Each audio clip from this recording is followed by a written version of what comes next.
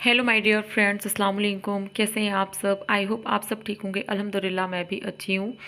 तो ये थर्ड रमज़ान का है और इफ़्तार की तैयारी होना शुरू हो गई है मेरी। तो यहाँ पे जितने भी आलू उबले हैं इनको अच्छी तरीके से मैं तोड़ लूँगी। और ये करीब 2:30 का टाइम था, दोपहर टाइम। और मैं इस टाइम में तैयारी करने सारी आ गई थी। और ये सारी तैयारी करते करते ना मगरिब हो जाती है। तो आप देख सकते हैं कि काम ना इस समय बहुत ज़्यादा रहते हैं, आप अगर मेरे ब्लॉग अटेंड करते होंगे तो। और रिक्वेस्ट पहले करूँगी कि अगर ब्लॉग में यहाँ पे हैं तो प्लीज़ कंटिन्यू ब्लॉग पूरा देखिएगा, क्योंकि आप लोगों के लिए ही इतनी मेहनत होती है। हर एक चीज़ की छोटी छोटी क्लिप लेनी पड़ती है और ब्लॉग बनाने में बहुत मेहनत होती है। और ना यहाँ पे मैं आलू बड़े बनाने की तैयारी कर रही हूँ। तो जितने भी मसाले हैं आप देख सकते हैं, मैं इसे ग्राइंड कर लूँगी अच्छी तरीके से। और उसके बाद प्याज के साथ यहाँ पे मिक्स कर दी, जीरा प्याज का तड़का दिया था, उसके बाद मसाला डाल दिया है। तो ब्लॉग में पूरे टाइम बने रहिएगा और वीडियो को लाइक ज़रूर कीजिएगा, कमेंट करके अपनी राय ज़रूर दीजिएगा। तो ये रमज़ान का महीना है और बरकत वाला महीना है। इस महीने में ना बहुत सारे काम होते हैं और बहुत सारी इबादत होती है, सबकी दुआएं कबूल होती हैं। बहुत अच्छा महीना है।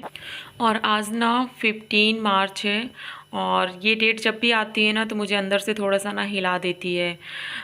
इस डेट से ना बहुत बुरी यादें जुड़ी हुई हैं मेरी, और शायद जब तक मैं मरूंगी नहीं तब तक ये चीज़ें मुझसे दूर नहीं होंगी।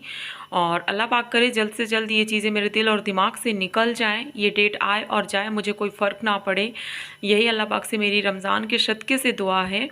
और मुझे नहीं पता था कि इस दिन ये डेट भी मेरी लाइफ की एक सबसे बुरी, सबसे बदतर डेट होगी और मेरी लाइफ को आई और तबाह करके और चली गई।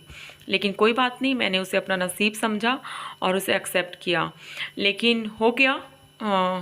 अल्लाह सबका नसीब लिखते हैं, अल्लाह पाक के हाथ में है कि किसका नसीब क्या होगा। हर एक लड़का लड़की अपने माँ बाप से जन्म लिए होते हैं, लेकिन ये होता है कि उनकी तकदीर उनके हाथ में नहीं होती है, उनकी तकदीर अल्लाह के हाथ में होती है, हर बंदे बंदियों की। लेकिन ना ये होता है कि अगर कभी लाइफ में किसी को उतार चढ़ाव आता है ना तो तमाशा करने वाले घर के कोने से ही शुरू हो जाते हैं और उनको बड़ा मज़ा मिलती है। तो कोई बात नहीं, अल्लाह ने सबको बेटा बेटी दी है। मैं यही बोलूँगी कि ये वक्त मेरा था, मैंने कभी किसी का कुछ नहीं बिगाड़ा और कभी उम्मीद भी नहीं थी कि ये दिन, ज़िंदगी का ये दिन मेरे सामने आएगा। लेकिन अगर आया है तो अल्लाह ने उसके पीछे कुछ ना कुछ बेहतरी ज़रूर लिखी होगी। और मैं एक खुश नसीब हूँ, चाहे मुझे कोई कुछ बोले, मुझे फ़र्क नहीं पड़ता। लेकिन मैं एक खुशनसीब अपने आप को बहुत बड़ी लकी समझती हूँ कि इंसान बोलता है ना कि जाहिलों के फ़ौज से मैं दूर हो गई, तो बस मैं वहाँ से दूर हो गई। मेरे लिए सबसे बेहतरी यही है मेरी लाइफ की। और ज़िंदगी कितने दिन की है, कितने दिन मैं जीऊँगी, मुझे ये बेहतर है कि अल्लाह के घर लौट के जाना है ना, वहाँ भी मुँह दिखाना है। तो आप समझ सकते हैं, जो लोग मुझे जानते हैं बाखूबी जानते होंगे कि मेरा वहाँ से निकलना क्यों वाजिब था। और ना ही मैं पहले कभी चाही थी कुछ और ना ही मैं अब कभी चाहती हूँ। और जो लोग सोचते हैं ना मैं चुप हूँ तो उसका नाजायज़ फ़ायदा उठाते हैं। और आप लोग से मैं ये भी बोलूँगी कि अगर आप लोग के कोई जान पहचान के हो ना तो मेरी वीडियो अगर शेयर हो तो आप शेयर ज़रूर करिएगा। क्योंकि अगर मैं चुप हूँ ना तो सामने वाला सोच रहे हैं कि नहीं, इसे तो कुछ बोलना ही नहीं आता, ये कुछ बोलती ही नहीं है, चलो हमको मौका मिला है हम ही वार करते हैं। नहीं, वार हमेशा ना पलट के ज़रूर आता है। अगर आप किसी पे अटैक करोगे ना, अगर आप किसी को कुछ बोलोगे ना तो वो ज़रूर बैक होगा आपकी तरफ। तो मैं तो चुप हूँ, लेकिन अल्लाह से मेरी हर वक्त दुआ समझे बद्दुआ समझे जो समझे, हर वक्त यही रहता है कि मैं किसी के बिगाड़ने में नहीं हूँ ना थी। लेकिन जो मेरे साथ हुआ है या जिन लोगों का भी इंटेंशन आज भी गलत है, अल्लाह उनके साथ भी वैसे ही करे। सबके आगे औलाद होती है, सबके आगे औलाद होती है, यही हकीकत है। तो कोई बात नहीं, ये मेरा नसीब था, मैंने एक्सेप्ट कर लिया। और बातों ही बातों में यहाँ पे चना चाट बन के रेडी हो गई है। तो लास्ट में सारे कुछ मिलाने के बाद ना यहाँ पे मैंने अमचूर पाउडर डाल दिया था और ये घर का अमचूर है, इसका टेस्ट बहुत अच्छा आता है। और यहाँ पे देख सकते हैं कुछ लुक इस तरीके का दिख रहा था। और ना ये क्वांटिटी आपको ज़्यादा दिख रही होगी, तो हाँ, हम लोग के यहाँ पे ना ऐसे ज़्यादा क्वांटिटी में रमज़ान शरीफ में सारी चीज़ें बनती हैं। अल्हम्दुलिल्लाह सब कुछ बहुत अच्छे से बारबरकत तरीके से हो भी जाती हैं, सब चीज़ें अच्छे से मैनेज हो जाती हैं। और यहाँ पे मैं आलू बड़े डालना शुरू कर दी हूँ। तो यहाँ पे ना बहुत ज़्यादा उसकी लेयर ना ऐसी गिर सी रही थी, ऐसे वो दूर था सब कुछ। और तो मैं सोच रही थी जल्दी जल्दी से करूं, क्योंकि टाइम ना बहुत जल्दी से चला जाता है और तैयारी भी ना बहुत ज़्यादा होती है। ऐसे लगता है जब अभी वीडियो देख रही हूँ ना तो लग रहा है हाँ सब कुछ तो बिल्कुल जल्दी जल्दी से हो गया। नहीं, इन चीज़ों को तैयार करने में ना सारा दिन चला जाता है। और उसके बाद यहाँ पे एक बार मैंने निकाल लिया, दूसरी बार मैं ना स्पून से डाल रही थी, तो इसकी जो मैंने बॉल्स बनाई थी ना, बहुत बड़ी बड़ी साइज़ की मैं बनाती हूँ सच में। अगर कोई अच्छा भूखा है ना 2 से 3 बड़े खाएगा और वो बिल्कुल परफेक्ट हो जाएगा, ऐसे मेरे साइज़ में रहते हैं। और मैं इसी टाइप से बनाती हूँ।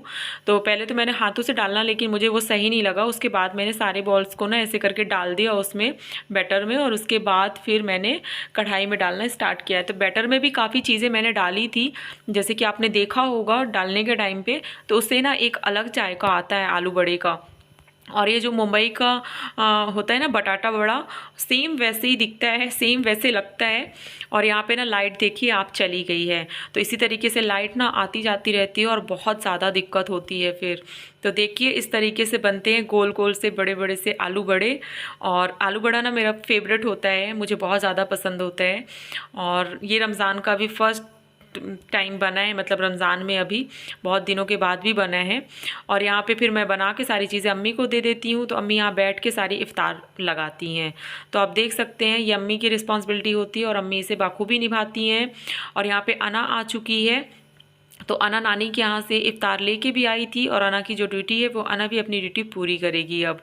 तो ये बच्चों का काम होता है, और बच्चे घर में होते हैं ना तो हमारी बहुत हेल्प हो जाती है, क्योंकि हमें किसी भी चीज़ की ज़रूरत होती है ना तो हम तुरंत से खाला को कॉल करते हैं कि खाला अना को भेजो, इस चीज़ की ज़रूरत है, यहाँ पे ये चीज़ चाहिए है। तो अगर अना घर में है, अगर स्कूल टाइम नहीं है या उसका कोचिंग टाइम नहीं है, तो वो ज़रूर हाजिर हो जाती है अना। अना में भी ये क्वालिटी है। और अम्मी को मैं देते जा रही हूँ बना बना के गरम गरम। तो अम्मी वहाँ पे जो भी अपना कर रही हैं, जो भी उनका काम है वो अपना कर रही हैं। और यहाँ पे मेरा काम अभी फ्री नहीं हुई थी मैं, और मेरा काम अभी स्टार्ट ही था। तो आपको वीडियो कैसी लगती है आप ज़रूर कमेंट करके बताइएगा, प्लीज़ आपसे रिक्वेस्ट है। और मेरा कोई ये इंटेंशन नहीं था कि मैं कुछ बोलूं अपने बारे में, लेकिन ये होता है कि कुछ चीज़ें होती हैं ना जो आपको हिला देती हैं, तो मुझे कुछ चीज़ें होती हैं जो मुझे ताज़ा कर देती हैं। तो ये जो डेट आई है ना, और मैं ब्लॉगिंग कर रही हूँ, तो ये डेट के बारे में आपसे मुझे लगा कि मैं बोलती हूँ, क्योंकि कभी कभी ना बोलना भी ज़रूरी होता है। चुप रहो ना तो नाजायज़ फ़ायदा उठाने वाले बहुत लोग होते हैं। और ये फिर मैंने घर के लिए इतने रख लिए हैं, तो लास्ट में ये बैटर बच चुका था, तो फिर मैंने इसे दूसरे बर्तन में ट्रांसफ़र किया और इसे रख दूंगी फ्रिज में, जिससे ये कल किसी न किसी यूज़ में आ जाएगा। तो मैं इसका कुछ ना कुछ यूज़ कर लूँगी। और यहाँ पे ना बहुत सारी बेसन का बैटर जो है ना गिर गया था, तो मैं उसे थोड़ा सा पानी से ना डाल के और नाइफ़ से ऐसे थोड़ा घिस दी थी, तो वो ईज़िली निकल जाता है। सारा कुछ यहाँ पे इफ़्तार की तैयारी हो गई थी, इफ़्तार भी हो गया था। उसके बाद मैं यहाँ पे डिनर की तैयारी करती हूँ। तो यहाँ पे मेरा अब टाइम हो गया आटा लगाने का। तो आप देख सकते हैं यहाँ पे मैं आटा लगा रही हूँ। और इस टाइम पे ना बहुत थकान हो जाती है, मतलब कैसे बताऊँ कि सब लोग जानते होंगे ये वक्त। और जब एक हाउसवाइफ या एक लड़की जब किचन में पूरे टाइम रहती है ना तो थकान बनती ही है। और यहाँ पे आ गई हैं नमाज़ अदा करके मेरी अम्मी। तो अम्मी बैठी हुई हैं और मेरी साथ में रोटियाँ बन रही हैं। तो मैं आपको पहले भी बताई हूँ ना, मेरी अम्मी यहीं पे इफ़्तार करती हैं, तो नमाज के बाद आके अम्मी ये सब चीज़ें जो अम्मी को लगता है अम्मी खाती हैं। उसके बाद यहाँ पे सारे काम हो गए हैं, और आप देख सकते हैं कि कितना ज़्यादा यहाँ पे सारा कुछ फैला है और बहुत मैसी किचन होता है।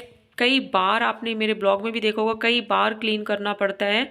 और ये लगता है क्लीन करते रहो ना तो अच्छा लगता है, मन भी लगता है काम करने में। और चीज़ें जब फैली हुई होती हैं ना तो बिल्कुल भी दिल नहीं लगता। और अब यहाँ पे मैं सारे बर्तन इकट्ठे कर दे रही हूँ। और इकट्ठे करने के बाद यहाँ पे जितना भी आटा गिरा है तो उस आटे को मैं यहाँ पे ऐसे किनारे कर दूँगी इकट्ठा करके, और इसे उठा के एक हम लोगों का घर में बर्तन होता है उसमें रख देते हैं, जिससे हमारे घर में गाय है ना, तो जो रोटी वगैरह बचती हैं, जो चीज़ें भी बचती हैं, तो ये आटा भी उसमें चला जाता है, तो आटा जाया नहीं जाता है। नहीं तो इसकी भी ना बहुत बुरी बददुआएं होती हैं। तो फ्रेंड्स मिलूंगी आपसे नेक्स्ट ब्लॉग में, अपना रखिएगा ख्याल। अस्सलाम वालेकुम, अल्लाह हाफिज़।